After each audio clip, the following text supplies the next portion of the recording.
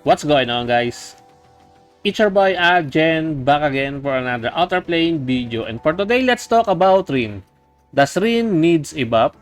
If you haven't been paying attention to the Outerplane news or you have not seen the developer's notes published yesterday, Rin is getting a buff. The main reason for her on getting a buff is mainly because, as stated here in the developer's notes, our initial intent was to allow players to take advantage of Rin's AoE attacks to easily progress through story mode in the early game, and for her to become an effective main DPS against Fire in the late game. As her current performance is falling behind relative to expectations, we will be giving her a buff. I don't know why people are complaining Rin is somewhat a disappointment or something like that. When I tested her out before, yes, she's somewhat lacking or somewhat underwhelming. But once you fully geared her enough and once you leveled up her skill sets, Rin is very, very strong, very, very powerful.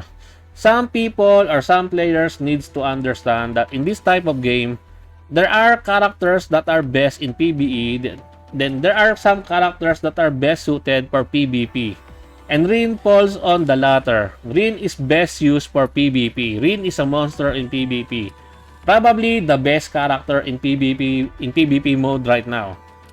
That is a bold statement for me, but I've been using Rin in PvP in Arena a lot, and my winning streak is really superb by using her. I've already benched Rin. I've already benched Noah for Rin. And I think that is why some people might be disappointed about Rin, is that they are comparing Rin to Noah. Noah is probably the best DPS in PvE. No contest. Hands down the best PvP single target AoE DPS both in one unit. But in the case of Rin, Rin can clear the fire hunt stages. I've already made a showcase about that one earlier. And she can clear that one with ease, with only 3 minutes, full auto. How can you say Rin is not that good, right?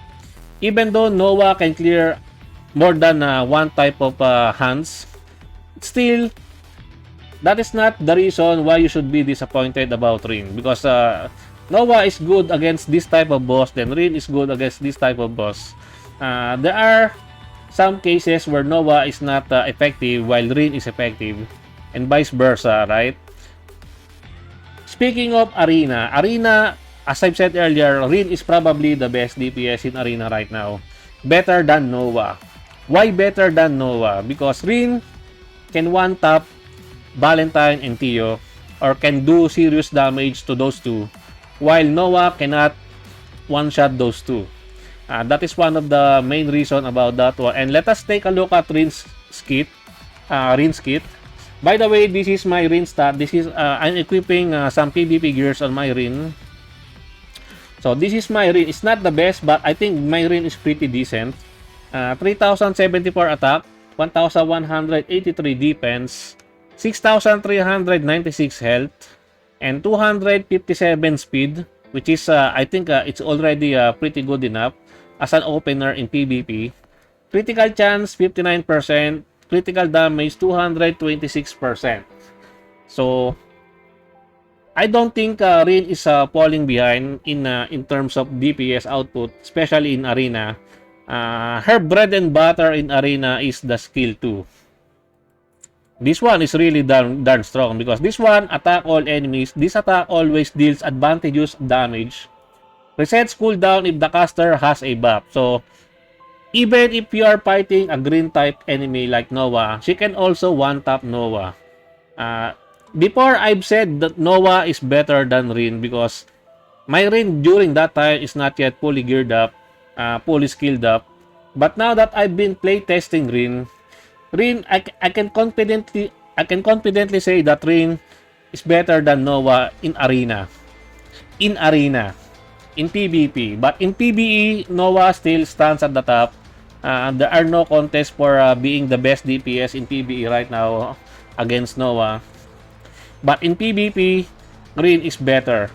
The end game content of this game is PvP. There are no fun game modes in PvE right now. Probably the end game content for PBE right now is tower, which is pretty boring. You can only they reset monthly, which takes a lot of time waiting once you clear the 100 floors, and probably the into the dips, which is pretty easy in my even an early game player with just trash gear can clear that one. If you only have the character skill level raise, you can easily clear that one. So PvE in this game is somewhat boring, but PvP is what matters the most. Especially for a lot of players, because PvP is the end game content of this game, and also there will probably be Guild War coming soon, and also RTA, which is a real-time arena or live PvP. So I don't think Rin does not need a buff. And if they give her a buff, then it is what it is. She will just become more cancerous in arena right now, because once you put a really good Rin in high ranking PvP, she's just a monster. Let us take a look at the rankings in the PvP on the defense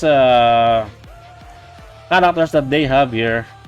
As you can see, the pretty common meta defense on the arena is Valentine and Kyo. And Rin can one-tap these two. And also Nova. Since Rin will deal advantageous damage to the enemy. By the way, I am at current rank 61 right now. Top 61. Also, if you have a really fast Rin can also be a really good defense team character in your arena defense. As you can see, you will be seeing some Rin also here. But the pretty common one is Valentine and Kyo. Those are the meta defense character in the arena, and Rin is just the only character that can deal most of them. The strategy for dealing with Valentine and Kyo is that you should have a really fast Rin, so that Rin will be the very first character to start with. That is my strategy in dealing with arena. As you can see, 59 over 25 loss. Rin will go first, and then the opponent cannot do some counter, because if you open your attacks, your arena opens with Valentine, Tio will just counter it, right? So, and Tio will push the enemy's team members to take their turn really fast, and then once they do that one, you're already GG, because a lot of the arena defense are all cleave also. So if you get outsped by the enemy, you die. In conclusion, I don't think Rin needs a buff.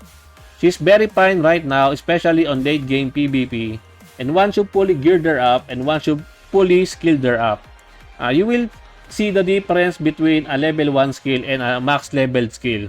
You just need to be patient with your Rin to fully gear her up and max her skill set, and you will see a really huge difference, because early game is somewhat kind of meh in all characters, not only for Rin but in every character.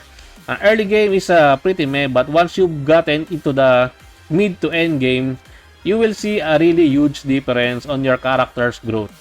And Rin is very powerful at max skilled up, fully geared up, especially in PvP in arena. So what do you guys think about this one? Does Rin needs a buff? Let me know your thoughts in the comment section down below. And I think that's it for me for today, guys. I hope you enjoyed this video. Please leave a like and subscribe. I would really appreciate it if you can help me grow my channel more. And thank you to everyone who are supporting my channel. I appreciate every one of you. Until next time, peace.